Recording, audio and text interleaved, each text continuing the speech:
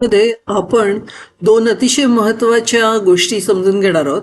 एक म्हणजे हेरिडिटी आणि दुसरं म्हणजे सेंट्रल डॉग्मा. हेरिडिटी आपण ऑलरेडी ह्याच्यावर अभ्यास केलाय, पण आपण जरा पुन्हा त्याकडे बघूया. Heredity is transfer of biological characters from one generation to another with the help of genes. Heredity म्हणजे काय? एका जनरेशन म्हणजे पेरेंट्स कडून, एका पिढीकडून दुसऱ्या पिढीला, म्हणजे पेरेंट्स कडून मुलांना जे बायोलॉजिकल कॅरेक्टर्स ट्रान्सफर होतात म्हणजे दिले जातात त्याला आपण हेरिडिटी असं म्हणतो. आणि हे कसे ट्रान्सफर होतात? कारण बाबांकडून आणि आईकडून मुलाला 23 आणि 23 क्रोमोसोम्स, म्हणजे टोटल 46 क्रोमोसोम्स मिळतात. ते त्याच्या न्यूक्लियसमध्ये असतात आणि त्या क्रोमोसोममध्ये असतो डीएनए, आणि डीएनएच्या फंक्शनल युनिटला आपण जीन म्हणतो. आणि त्याच्यामधून बाबांच्याकडून कॅरेक्टर्स येतात, आईकडून कॅरेक्टर्स येतात. आणि मग ज्याचं कॅरेक्टर स्ट्रॉंग असतं त्याप्रमाणे ते सिलेक्ट केलं जातं आणि ते कॅरेक्टर त्या मुलाचं होतं. म्हणजे फॉर एक्झाम्पल, बाबांच्या डोळ्याचा रंग आणि आईच्या डोळ्याचा रंग, बाबांच्या डोळ्याचा रंग ब्राऊन असेल, आईचा निळा असेल, आणि हा जर ब्राऊनवाला जीन स्ट्रॉंगर असेल तर मुलाच्या डोळ्याचा रंग ब्राऊन होतो आणि आईच्या डोळ्याचा रंग अफेक्ट होत नाही. म्हणून काहीच कॅरेक्टर्स, काही बाबांकडले आणि काही आईकडे येऊन मुलगा एक स्पेशल ह्युमन बिंग बनतो. Genes contain coded instructions in the form of triplet codon, nitrogen base to form specific protein. आता जीन्स हे कॅरेक्टर पास ऑन कसे करतात? कारण जीन्समध्ये, जीन्स म्हणजे डीएनएचा भाग आहे, बरोबर? आता त्या 3 तिकडे जे तुकडे असतात त्याच्यामध्ये नायट्रोजन बेसिस असतात. बरं, तुम्ही डीएनएचा जर भाग बघितला तर काय असतं त्याला? शुगर फॉस्फेट असतं, शुगर फॉस्फेटचं बॅकबोन असतं आणि मग पुढे 2 नायट्रोजन बेसिस एकमेकांना जोडलेले असतात. तर ट्रिपलेट कोडॉन म्हणजे काय? की 3 अशा नायट्रोजन बेसिस 1, 2, 3 मिळून आपण त्याला म्हणतो कोडॉन. आणि त्याच्यामध्ये इन्स्ट्रक्शन्स असतात एका स्पेसिफिक प्रोटीन फॉर्म करण्याचे. ते आपण आणि डिटेलमध्ये बघणार आहोत. आता फक्त एवढंच लक्षात ठेवायचं की हेरिडिटी कशामुळे पास ऑन होते? जीन्समुळे. जीनमध्ये काय असतं? कोडेड इन्स्ट्रक्शन्स असतात. कोडेड इन्स्ट्रक्शन कशा प्रकारच्या असतात? त्याच्या नायट्रोजन बेसिस आहेत आपल्या ATGC, ॲडेनाईन, थायमिन, ग्वानिन आणि सायटोसिन, ह्या ज्या 4 नायट्रोजन बेसिस आहेत त्याच्यामधल्या 3, कुठल्याही 3 घेऊन तो कोडॉन तयार होतो आणि तो कोडॉन कुठल्या तरी प्रोटीनची रेसिपी असतो. Okay. Living organisms can produce new individuals like themselves due to genes only. आणि ह्या जीन्समुळेच काय होतं की लिव्हिंग ऑर्गॅनिझम म्हणजे आपणच नाही तर कुत्रा, मांजरी, हे सगळे जे ऑर्गॅनिझम्स आहेत ते त्यांच्यासारखीच इंडिव्हिज्युअल्स म्हणजे त्यांच्यासारखीच बाळं निर्माण का करू शकतात? कारण जीन्समुळे हे सगळं ट्रान्सफर होतं. आणखीन दुसऱ्या जनरेशनला ते जीन्स मिळतात without any changes. Some of the genes are transmitted to the next generation without any changes. Due to this some of the characters of parents are transmitted to their offsprings. तर what do you mean by central dogma? आता central dogma म्हणजे काय? तर बाळाची body व्हायला specific proteins लागतात ना. म्हणजे स्किन व्हायला मेलॅनिन लागतं, डोळ्याचा रंग व्हायला कुठलं तरी प्रोटीन लागतं वेगळं, बोन्स व्हायला वेगळं प्रोटीन लागतं. हे सगळे प्रोटीन्स लागतात त्यांना. तर हे जे प्रोटीन्स आहेत हे बनवण्याची इन्फॉर्मेशन त्यांच्या सेलमध्ये म्हणजे डीएनएच्या जीनमध्ये स्टोर्ड असते. आणि ती जी डीएनए मध्ये जीनमध्ये स्टोअर असलेली इन्फॉर्मेशन असते ती डीएनए RNA नावाच्या दुसऱ्या मॉलिक्युलला, दुसरा एक ऍसिड आहे आपण बघितलं, RNAच्या मॉलिक्युलला ट्रान्सफर करतो. आणि तो RNA जाऊन ऍक्च्युअल प्रोटीन बनवतो आणि ह्या प्रोसेसला सेंट्रल डॉग्मा म्हणतात. तर सेंट्रल डॉग्मा म्हणजे काय? प्रोटीन बनवण्याचा process. The body needs specific proteins as per it's requirements. Information for the protein synthesis. Synthesis म्हणजे काय? प्रोटीन प्रिपेअर करण्याची information is stored in DNA. Proteins are synthesized, prepared from DNA through RNA. This process is called central dogma.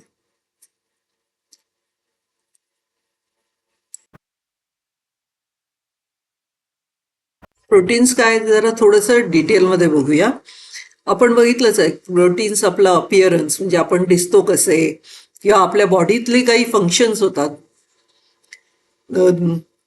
ते पण control करतो. तर प्रोटीनचा use काय? What is the use of proteins? These proteins control various functions in the body of living organism and their appearance too. Okay, हे झालं प्रोटीनचं काम. आणि प्रोटीनमुळे आपल्या शरीराची वाढ होते, आपल्याला जखम झालं तर हिलफ होतो वगैरे वगैरे. तर आता ही प्रोटीन्स असतात कशाची? Protein is a chain of amino acids. तर ॲमिनो ॲसिड प्रोटीन केमिकल आहे आणि ते केमिकल कशाचं बनवलेलं आहे? ॲमिनो ॲसिडच्या चेन्सची वेगवेगळ्या प्रकारची प्रोटीन्स बनतात. आणि ही जी ॲमिनो ॲसिड्स आहेत ना ती पेप्टाईड बॉन्ड्सनी चिकटलेली असतात एकमेकांना. म्हणजे मळ्याच्या माळीचं बद्दल बोलूया. ती मणी आहेत ते वेगवेगळे ॲमिनो ॲसिड्स आहेत आणि त्यांना जो होल्ड करतो, चिकटवून घेतो, त्याला पेप्टाईड बॉन्ड्स असं म्हणतात. इकडे हे असं पूर्णपणे दाखवलं. ही वेगवेगळी ॲमिनो ॲसिड आहेत, व्हॅलिन, ॲलेनाईन वगैरे. नावं लक्षात ठेवण्याची काही गरज नाही, पण लक्षात काय ठेवायचं की 20 प्रकारची ॲमिनो ॲसिड्स असतात. आणि हे शोधून कोणी काढलं? डॉक्टर हरगोविंद खुरानाने. पहिली गोष्ट.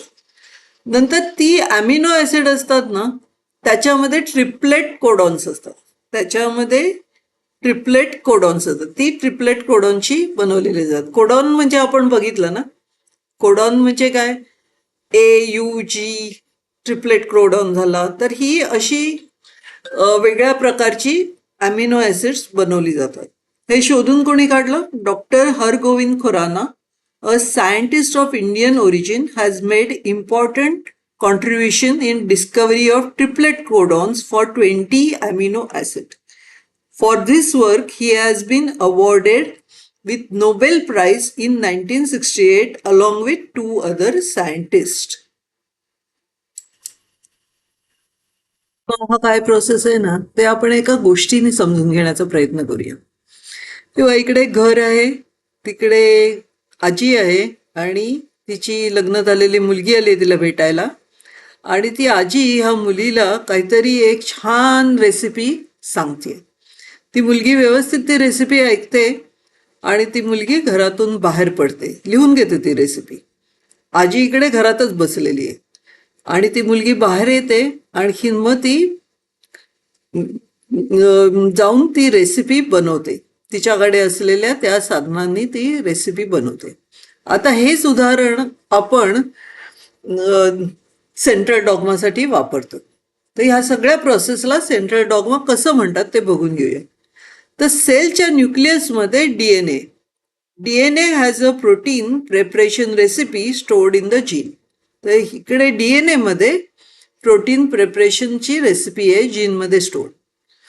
DNA टेल्स RNA, ते दुसरं एक मॉलिक्यूल तयार करतं RNA, त्याला तो रेसिपी नीट समजावून सांगतो. त्या प्रोसेसला ट्रान्स्क्रिप्शन म्हणतात. मग हा जो RNA आहे त्या RNAला mRNA म्हणतात. तो घरातून बाहेर पडतो, जे ह्या न्यूक्लियसमधून बाहेर पडतो. सेलमध्येच असतो पण न्यूक्लियसमधून बाहेर पडतो. आणखीन मग वेगळ्या किचनमध्ये जातो. तो किचन म्हणजे rRNA. आणि तिकडून tRNA आहे, तो पण सेलमध्ये असा फ्लोट होत असतो. तो काही इन्ग्रेडियंट्स आणतो, तो काही ॲमिनो ॲसिड्स आणतो आणि त्याने प्रोटीन बनवलं जातं. फ्री ॲमिनो ॲसिड्स असतात तिकडे सगळे इन्ग्रेडियंट्स, त्यांनी तो ते घेऊन येतो. आणखीन rRNA मध्ये ते प्रोटीन्स तयार होतात. mRNA walks out of the nucleus with the recipe. The protein preparation is done as per the recipe in her kitchen. rRNA काय प्रोटीन मेकिंग फॅक्टरी आहे. With the help of ingredients काय आहेत actually amino acid आहेत, fetched by tRNA from the cell. आणि ह्या 2 steps आहेत, त्याला translation आणि ट्रान्सलोकेशन म्हणतात. हे काय आहे ते आपण समजून घेऊया. तर सेंट्रल डॉग्मा म्हणजे काय, थोडक्यात प्रोटीन मेकिंग प्रोसेस. मग आपण स्टेप बाय स्टेप समजून घेऊया. Step 1, transcription. यावेळी काय होतं, DNA is unzipped and free RNA nucleotide approaches to pair its basis. म्हणजे हा इकडे हा DNA आहे, तर RNA पॉलिमरेज नावाचं एक एन्झाईम आहे, ते येतं आणखीन ते असं काही भाग असा अनझिप करतो. ओके, हा अनझिप केल्यावरती काय होतं, इकडे फ्री RNA न्यूक्लियोटाइड्स असतात, ते येऊन इकडच्या ज्या नायट्रोजन बेसिस आहे ना, जी इकडे सुट्ट झालेला आहे, तर हा RNA C चिकटतो आणि A बरोबर थायमिनच्या ऐवजी फक्त युरॅसिल, हे लक्षात ठेवायचं. आणि अशा रीतीने ह्याला चिकटवण्यासाठी एक RNA मॉलिक्यूल तयार होतो आणि त्याला आपण mRNA म्हणतो. ही जी स्ट्रँड आहे ज्याला तो चिकटतो आणि मेसेज कॉपी करतोय, त्याला टेम्पलेट स्ट्रँड म्हणतात. आणि ती स्ट्रँड बघा कशी असते, ह्याच्यासारखीच असते, फक्त इकडे टीच्या ऐवजी यू असतो. स्टेप जरा पुन्हा बघूया. इकडे बघितलं तर RNA पॉलिमरेज नावाचं एक एन्झाईम आहे. RNA polymerase is the key enzyme responsible for transcription, the process of making RNA from DNA. Transcription काय आहे, it is the process of making RNA from DNA. RNA polymerase copies genetic information from DNA into RNA. म्हणजे हे ज्या बेसिसची ही जी information, ही genetic information आहे, ही इकडे RNA पॉलिमरेजमुळे ती copy होते. खालची जी स्ट्रँड असते त्याला आपण टेम्पलेट DNA स्ट्रँड म्हणतो. and it contains complementary bases that need to generate mRNA. हा mRNA जनरेट होतो, त्याला कॉम्प्लिमेंटरी बेसिस होतात. mRNA is a copy of non-template strand except with uracil instead of thymine. खालची strand आहे त्याला template strand म्हणतात आणि ही स्ट्रँड आहे ती नॉन टेम्पलेट स्ट्रँड आहे. It is exact copy of this non template strand, फक्त टीच्या ठिकाणी तिकडे युरॅसिल असतं, थायमिन नसतं, युरॅसिल असतं. तर टेम्पलेट DNA जर TACG असेल तर mRNA कसा होतो, T बरोबर A जाणार, A बरोबर टीच्या ऐवजी युरॅसिल यू जाणार, C बरोबर G बरोबर C, G बरोबर C आणि T बरोबर A. अशा रीतीने mRNA फॉर्म होतो. ना एकदा ट्रान्सक्रिप्शनचं आपण व्यवस्थित डेफिनेशन बघूया. व्हॉट इज ट्रान्सक्रिप्शन विचारलं तर काय म्हणू आपण. Transcription is the process of कॉपिंग genetic code into mRNA. Codon. What is codon? Codon is part of a gene containing the code for each specific amino acid in a protein. Okay? तर हा झाला codon. आता RNA polymerase unwinds DNA strands. So, what is the enzyme which unwinds DNA strands? RNA polymerase. आणि मग इकडे हा जो mRNA तयार झालेला असतो, हे न्यूक्लियस दाखवलेलं आहे, हा DNA आहे. हा DNA पहिला अनझिप झाला, मग mRNA झाला, तर तो mRNA या न्यूक्लियसच्या बाहेर पडला. आता mRNA इकडे फॉर्म होऊन बाहेर पडला ना, तो बाहेर असलेल्या रायबोसोम मध्ये जातो. ओके, आणि इकडे हा जो DNA आहे ना पुन्हा क्लोज होतो. स्टेप 2, ट्रान्सक्रिप्शन मध्ये काय होतं, mRNA is formed and moves out of nucleus to a ribosome in cytoplasm and DNA closes back. हा कुठे जातो, रायबोसोम मध्ये जातो, आणखीन हा DNA क्लोज होतो. तर ट्रान्सक्रिप्शन पुन्हा एकदा आपण बघूया. 1. In the process of transcription, the sequence of nucleotides present on DNA molecule is copied and carried to the cytoplasm by mRNA. The process of transcription takes place in nucleus. हा सगळा कॉपिंगचा process आहे ना, तो nucleus मध्ये होतो. During transcription RNA is produce from DNA. RNA कशापासून बनतो? DNA पासून. Only mRNA takes part in transcription. DNA फक्त अनझिप होतो आणि परत झिप होतो. पण ट्रान्स्क्रिप्शन मध्ये कॉपी करून घेण्याचं काम कोण करतं? फक्त mRNA म्हणतो. mRNA strand detaches and the DNA closes back. म्हणजे ती mRNA स्ट्रँड बाहेर पडते, डिटॅचेस म्हणजे तिथून बाहेर पडते आणि DNA बंद होतो. तर आता हा mRNA आहे तो बाहेर पडला आणि रायबोसोम मध्ये आला. रायबोसोम मध्ये तो असा आल्यानंतर हा जो रायबोसोम आहे त्याला rRNA म्हणतात. ह्या इकडे आणि सायटोप्लाझम मध्ये हे tRNA फ्री tRNA फिरत असतात. तर हा आला रे आला की हा इकडून तो एक बरोबर सुटेबल अमिनो ऍसिड घेतो आणि हे पहिले 3 जे कोडॉन्स असतात त्यांना कॉम्प्लिमेंटरी असे बेसिस, इकडे ज्या बेसिस असतात त्यांना कॉम्प्लिमेंटरी बेसिसवाला अँटीकोडॉन तयार करून हा ते त्याच्या डोक्यावरती घेऊन येतो आणि ह्याच्यावरती बसतो. त्याच्यावर दुसरा देखील येतो, बसतो आणि ह्या दोघांमध्ये पॉलीपेप्टाईड बॉन्ड तयार होतो. ओके. आणि अशा रीतीने आणि मग हे झाल्यानंतर तिसरा येणार असतो. तर हे असं ढकलून हा नंतर बाहेर पडतो. ओके. तर ही जी प्रोसेस आहे ज्याच्यामध्ये तो अँटीकोडॉन आणखीन तो अमिनो ऍसिड आणतो आणि मग नंतर पॉलीपेप्टाईड बॉन्ड तयार करतो, त्याला ट्रान्सलेशन असं म्हणतात. Translation. rRNA reads the code on mRNA. इकडचा कोड तो वाचतो, mRNA कोडॉन्स. मग tRNA काय करतो? tRNA brings appropriate anticodons and free amino acid. बाहेर तिकडे फ्री अमिनो ऍसिड असतात ते आणि अप्रोप्रिएट अँटीकोडॉन्स घेऊन चेन ऑफ अमिनो ऍसिड्स तयार करतो ते. ओके. ह्याला ट्रान्सलेशन म्हणतात. आणि ह्यांच्यामध्ये जो बॉन्ड तयार होतो त्याला पॉलीपेप्टाईड किंवा पेप्टाईड बॉन्ड म्हणतात. In translation the ribosome reads the mRNA codons to assemble amino acids in a specific order. In translation, the ribosome reads mRNA codons to assemble amino acids in a specific order. तर ह्याच्यामध्ये tRNA ह्या process ट्रान्सलेशनमध्ये तिन्ही RNA असतात, तिन्ही प्रकारचे RNA असतात.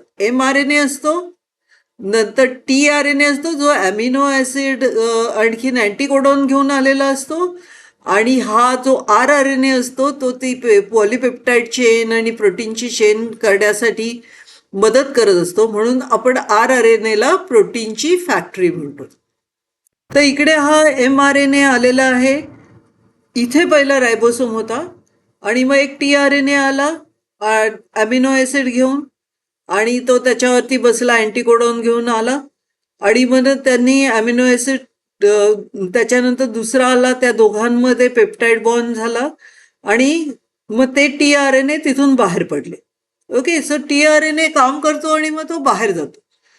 तर अशा प्रकारे वेगवेगळे tRNA एकामागोमाग एक येत असतात. आणि त्याच वेळी हा रायबोसोम आहे ना, हा पहिल्यांदा इकडे असतो, मग तो हलत हलत म्हणजे त्याचं ते लोकेशन तो बदलत जातो आणि सुरुवातीपासून शेवटपर्यंत जेवढा लांब लचक तो mRNA असतो तोपर्यंत तो रायबोसोम हलत हलत जातो. म्हणून त्याला ट्रान्सलोकेशन असं म्हणतात. तर आता हे आपण वाचूया. Once the correct tRNA is in place, ribosome holds one tRNA with growing chain and one new tRNA with a new amino acid. म्हणजे एका वेळी तो दोघांना होल्ड करतो, आधीच्याला सोडून देतो आणि हे जे एका वेळी दोघांना होल्ड करतो तेव्हा मध्ये तो पेप्टाईड बॉन्ड करतो. Okay. While ribosome rRNA forms a peptide bond between existing chain, the new amino acid and the chain is transferred to new tRNA आणि मग ही चेन आहे ती पुढच्या RNA कडे जाते. द एम्प्टी tRNA म्हणजे हा जो tRNA कडून त्यांनी तो अमिनो ऍसिड गेलाय तो एम्प्टी tRNA निघून जातो. The empty tRNA leaves and the ribosome moves forward म्हणजे लोकेशन बदलतो म्हणून त्याला ट्रान्सलोकेशन म्हणतात. हे एकदा पुन्हा वाचूया. Once the tRNA is in place ribosome holds one tRNA. एक पहिल्यांदा तो पहिल्या tRNA ला पकडतो, मग दुसऱ्या tRNA ला पकडतो आणि मग त्यांच्यामध्ये पेप्टाइड बॉन्ड टाकतो. त्याच्यानंतर तिसरा tRNA येईल ना तेव्हा तो ह्याला पहिल्याला ढकलून देतो बाहेर. त्याच्याकडून तो अमिनो ऍसिड आणि तो पेप्टाइड बॉन्ड राहतो आणि हा दुसरा पुढे सरकतो आणि पहिला बाहेर जातो. मग दुसऱ्यात आणि तिसऱ्यामध्ये तो rRNA आहे तो पेप्टाइड बॉन्ड करतो. आणखीन मग दुसऱ्याला बाहेर ढकलतो, मग तिसरा राहतो तिकडे आणि चौथा येतो. दुसरा जो बाहेर जातो त्याचं पण अमिनो ऍसिड त्या चेनला चिकटलेलं असतं आणि तो tRNA रिकामाच बाहेर जातो. ओके, अशा रीतीने अमिनो ऍसिडची लॉंग चेन तयार होते आणि लॉंग चेन म्हणजेच प्रोटीन. तर हे आपण वाचूया. Once the correct tRNA is in place ribosome holds one tRNA with growing chain and one new tRNA with the new amino acid.